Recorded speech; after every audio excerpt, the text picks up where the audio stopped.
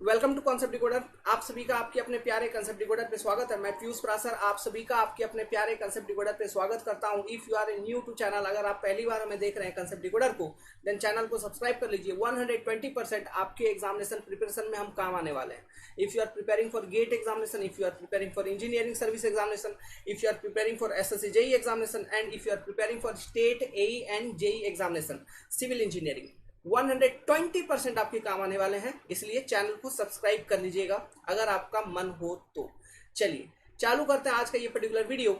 इसमें देखिए, मैं आपको बताऊंगा जो एसएससी जेई की जो एग्जामिनेशन होती है उसका सिलेबस के बारे में मैं आपको बताऊंगा। सिलेबस ये पीडीएफ है, आप यहाँ से बहुत डिटेल में पढ़ सकते हैं। सिलेबस तो आपको मालूम है, मोटा मोटी 500 नंबर की टोटल एग्जामिनेशन होती है, जिसमें से आपका 400 नंबर प्री और मेंस दोनों को मिला के टेक्निकल होता है। सिविल इंजीनियरिंग टेक्निकल या फिर mechanical technical, electrical technical part. तो टेक्निकल पार्ट का वेटेज ज्यादा है as compare to non technical part, क्योंकि नॉन टेक्निकल आपको केवल प्रीलिमिनरी में देखने को मिलेगा। वो भी आपको दो फेजेस में नॉन टेक्निकल देखने को मिलेंगे, दो पार्ट्स में। और वो दो पार्ट्स कौन कौन से हैं? एक पार्ट आपको देखने को मिलेगा जनरल इंटेलिजेंस एंड रीजनिंग वाला पार्ट, और दूसरा पार्ट देखने को मिलेगा जनरल अवेयरनेस वाली पार्ट। रीजनिंग 50 नंबर की आती है और जीके जीएस 50 नंबर की आती है, जिसमें करंट अफेयर इंक्लूडेड होता है। समझ गए? और देखिए, एसएससी जेई क्रैक करने का मेन गुरु मंत्र आपको मैं देता हूं। रीजनिंग पर बहुत जबरदस्त कमांड बनाओ और टेक्निकल पार्ट पे ये मान के चलो कि मेरा एग्जाम 150 नंबर का ही है। ये जो 150 नंबर रीजनिंग और टेक्निकल होगा ना, कंबाइंड अगर करेंगे आप प्रीलिमिनरी में, इसमें आप 120 तक रखने का कोशिश करिए। 30 नंबर क्वेश्चन, 30 नंबर छोड़ना मतलब 30 क्वेश्चन छोड़ना। रीजनिंग और टेक्निकल को मिला के 30 क्वेश्चन छोड़ना बहुत हो गया। आप रीजनिंग में 40 नंबर तक अचीव करिए, लेकिन टेक्निकल में आप 75 to 80 मार्क्स लाने का कोशिश करिए। उस लेवल का प्रिपरेशन आपका होना चाहिए। अगर उस लेवल का आपका प्रिपरेशन होगा तो डेफिनेटली आपका मेंस का भी प्रिपरेशन बहुत अच्छे तरीके से होगा, क्योंकि 75 to 80 नंबर तक स्कोरिंग करने का मतलब सब्जेक्ट बहुत अच्छे तरीके से कमांड होना चाहिए टेक्निकल सब्जेक्ट के ऊपर। और वो कमांड तभी आएगी जब सब्जेक्ट को आप अच्छे तरीके से पढ़ेंगे। और सब्जेक्ट को अच्छे तरीके से पढ़े तो आपका प्रीलिमिनरी हो चाहे मेन्स एग्जामिनेशन हो, सभी में इफेक्टिवली इक्वली काम आएगा। समझ गए बात को? तो अगर टेक्निकल प्लस रीजनिंग मिला कि आप 120 के अराउंड रखेंगे तो आप मतलब ज्यादा अच्छा नंबर ला सकते हैं प्रीलिमिनरी पार्ट में। जस्ट ए मिनट, क्योंकि जीके जीएस वाले पार्ट में फिर आपको कितना अधिक से अधिक 25-30 नंबर चाहिए होगी। अगर आप उतना भी स्कोरिंग कर लेंगे 25-30 नंबर, जो कि आराम से आ जाएगी।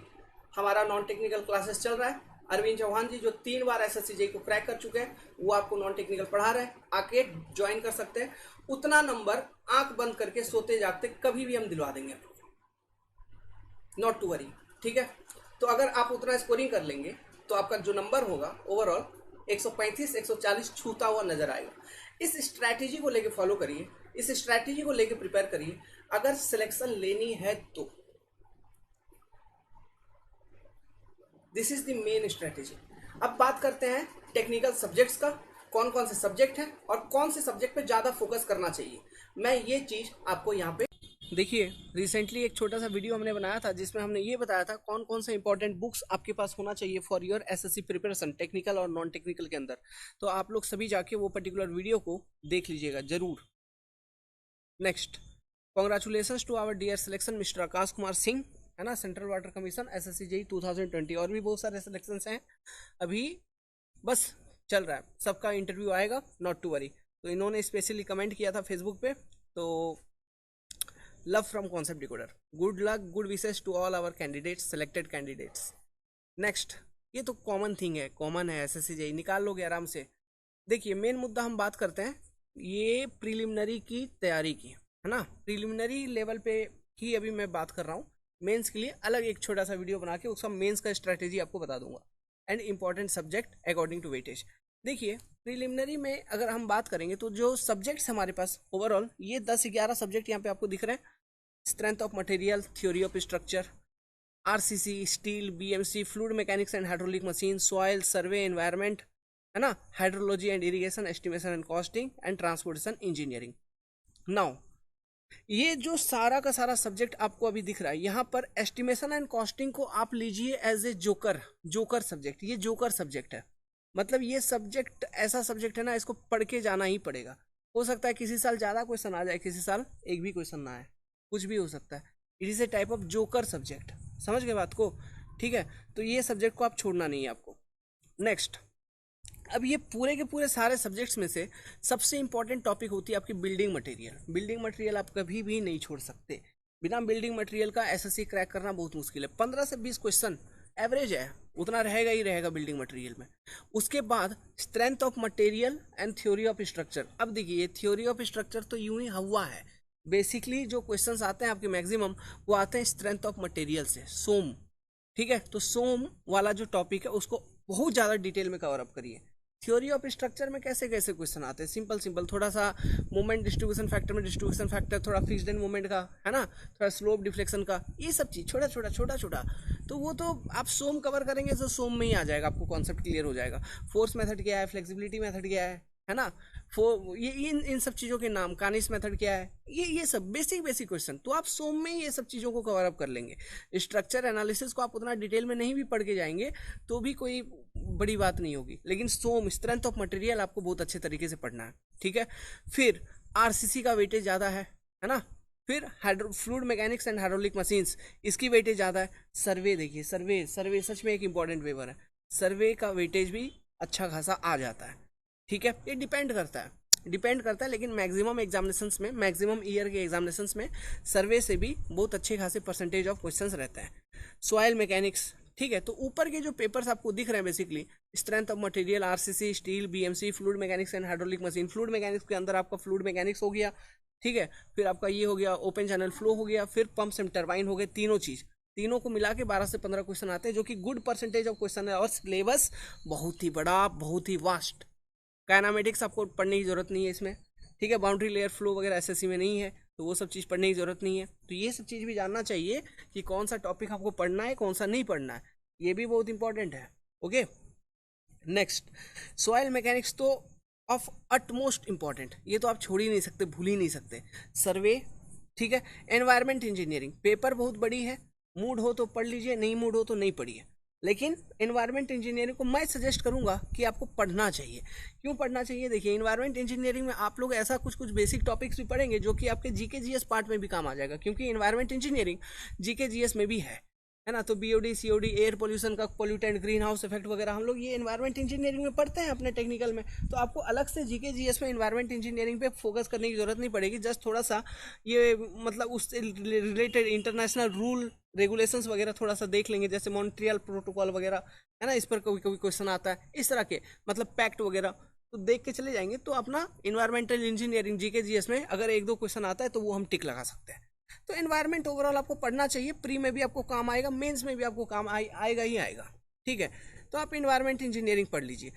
देखिए हाइड्रोलॉजी और इरिगेशन दोनों पेपर मिला के बहुत बड़ी पेपर है, तो प्रीलिमिनरी के लिए अगर आप तैयारी कर रहे हैं तो हाइड्रोलॉजी इरिगेशन अगर आप छोड़ना चाहें तो छोड़ सकते हैं। कम पार्ट पढ़ के जाइए। कम पार्ट कहने का मतलब इरिगेशन में जैसे वाटर रिसोर्स बोल रहा हूँ, वाटर रिक्वायरमेंट ऑफ क्रॉप, जिसमें duty, delta crop ratio, crop factor, kharif season crop, rabi season crop, इन सब चीज़ों को आप पढ़ते हैं। टाइप्स ऑफ इरिगेशन वगैरह है ना, डिफरेंट टाइप ऑफ इरिगेशन के बीच में कंपैरिजन वगैरह, फुरो इरिगेशन क्या है, फ्लड इरिगेशन क्या है कि नहीं, बेसिन फ्लडिंग क्या है, तो इन सब चीज़ों को, चेक फ्लडिंग क्या है, तो ये सब चीज़ें किसका क्या एडवांटेज है, किसको कहाँ पे करना है, इन सब चीज़ों से क्वेश्चन अधिक पूछेंगे आपके थ्योरेटिकल पार्ट्स में। फिर आप कैनाल डिजाइन के बेसिक कॉन्सेप्ट को पढ़ लीजिए। कैनाल डिजाइन मतलब लेसी एंड कैनेडी थ्योरी के एजम्पशंस वगैरह और उसके मतलब लिमिट्स, ड्रॉबैक्स वगैरह, एडवांटेज, डिसएडवांटेज, ड्रॉबैक्स वगैरह, डिफरेंसेस वगैरह, इन सब चीज़ों का थ्योरेटिकल पार्ट है ना, और उनका फॉर्मूलाज को याद रखिएगा, बस हो गया। उन्हीं में से ऑब्जेक्टिव क्वेश्चन आपके आ जाएंगे, कुछ आप बना दीजिए, नो प्रॉब्लम। और हाइड्रोलॉजी में देखिए स्टार्टिंग वाला प्रेसिपिटेशन वाला चैप्टर अच्छे से कवर है और थोड़ा हाइड्रोग्राफ वाला चैप्टर अच्छे से कवर अप कर लीजिए प्रीलिमिनरी पॉइंट ऑफ व्यू से। मेंस के लिए तो हमें सब कुछ बहुत अच्छे तरीके से पढ़ के जाना होगा, लेकिन प्रीलिमिनरी पॉइंट ऑफ व्यू से मैं बात कर रहा हूँ। ठीक है, तो ये दो पेपर को कम भी पढ़ेंगे तो आपका हो जाएगा। एस्टिमेशन कॉस्टिंग, जैसा कि मैंने बोला, ये जोकर वाला पेपर है, इसको पूरा ही पढ़िए। कभी होता है, कभी आता है, कभी नहीं आता है, कभी होता है, कभी मतलब समझ रहे हो ना, जोकर वाली पार्ट है, बात है। तो इस पर मैं क्लियर कट आपको नहीं बताऊंगा, इसको मैं रिकमेंड करूंगा कि आप पढ़ ही लीजिए, रिस्क लेके नहीं जाइए, क्योंकि क्वेश्चंस रहते हैं बहुत सिंपल सिंपल। ऐसे भी एस्टिमेशन कॉस्टिंग के अंदर से ऐसे ऐसे क्वेश्चंस रहते हैं जो कि आप अपने बेसिक अंतर मन से आंसर कर सकते हो, है ना। यूनिट ऑफ मेजरमेंट वगैरह आपको पता चल जाएगा, जैसे हम किसका यूनिट लेंथ में लेते हैं, किसी का मीटर स्क्वायर में, जैसे प्लास्टरिंग का यूनिट क्या होगा, unit of measurement metre square में, है ना, इस तरह का। तो आप आंसर कर पाओगे। ट्रांसपोर्टेशन इंजीनियरिंग, देखो ये पेपर अच्छा पेपर है, इंटरेस्टिंग भी है, छोटा भी है, पढ़ना है तो पढ़ लीजिए और क्या। समझ गए? तो ट्रांसपोर्टेशन इंजीनियरिंग पढ़ सकते हैं। बाकी अगर आपने ऊपर से इन सब पेपर को कवर अप करके गया है up to what, up to survey, ठीक है, तो भी आपका बहुत अच्छा परसेंटेज 65-70 नंबर तक आप इजीली अचीव कर पाओगे। 60 से 70 नंबर तक का क्वेश्चंस तो ऊपर के 7 टॉपिक्स में होंगे, तो उन 7 पेपर को भी अच्छे से कवर अप किए हैं तो आप 60 to 70 आंसर कर पाओगे। लेकिन वही है, इन नीचे वाले सब्जेक्ट्स को भी अगर आप पढ़ के जाएंगे, तो और ज़्यादा बेनिफिट होगा। हो सकता है इनमें से जो 30 क्वेश्चन है, इनमें से कोई 30 क्वेश्चन में से 15-20 क्वेश्चन आ जाए आपको रियल टाइम में, तो आपका ओवरऑल मार्किंग जो होगा वो 75 to 80 तक पहुंच गया। Okay, so this is your basic मतलब स्ट्रैटेजी जो हमें शेयर करना था। तो इसमें जो मेन फोकस आपको करना है, सर्वे वगैरह पे करिए, बीएमसी पे करिए, आरसीसी मतलब स्ट्रक्चर वाले पार्ट पे, सॉयल मैकेनिक्स पे, फ्लूइड मैकेनिक्स, हाइड्रोलिक मशीन, इन सब चीज़ों पे आप फोकस करिए। ठीक है, this papers are very much important. इनके बेसिक्स बहुत अच्छे तरीके से क्लियर होना चाहिए। ये आपको प्रीलिमिनरी में, मेंस में, दोनों जगह यही पेपर्स आपको पार लगाएगा, आपका नैया पार लगाएगा। Selection is guaranteed. If you want to prepare in very detail, then join Concept Decoder, download the Android application.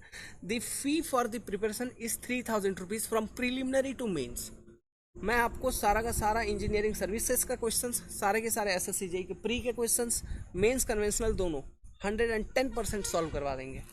Plus आप कोई फर्दर ऑब्जेक्टिव किताब आपको सॉल्व करना है तो वो आप सॉल्व कर सकते हो। I will share the strategy, उसी स्ट्रैटेजी के साथ आपको फॉलो करनी होगी। Good luck, best wishes. You can join our Telegram group on concept decoder. ठीक है, आप व्हाट्सएप ग्रुप को ज्वाइन कर सकते हैं जहाँ पे डाउट डिस्कशन वगैरह चलते रहते हैं। ठीक है, good luck. If you have any doubt then comment in the video. Like करिए दोस्तों, शेयर करिए, इंपॉर्टेंट मैं बोलता नहीं हूँ, सब्सक्राइब भी कर लीजिए। Thank you.